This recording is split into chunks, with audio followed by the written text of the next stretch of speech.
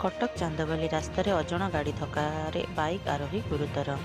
आज दिन 2टा समय निश्चंद कोइल ब्लॉक अंतर्गत बरपड़ा केन्दुपाना छक मझिरे जड़े व्यक्ति निज मोटर साइकल बंध काटियारू कटक जिबा बेले एक अजणा गाड़ी धक्का दे चली जाइथिला।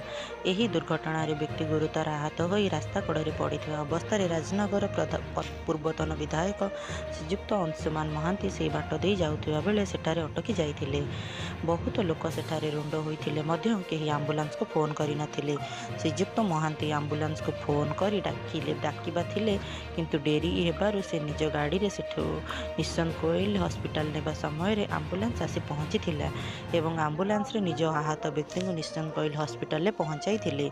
उत्तम चिकित्सा पई डॉक्टर सह आलोचना करी परिवार लोक पर्यंत आसीबा पर्यंत अपेक्षा करी तांको भेटी संवेदना जणाइथिले। कटक बड़ मेडिकल को पठाई आसीबा जिबा पर्यंत अपेक्षा करथिले। एभली महान काम पई साधारण आलोचनार विषय पाल्टिछि। निश्चंद कोइल आदित्य नारायण का रिपोर्ट।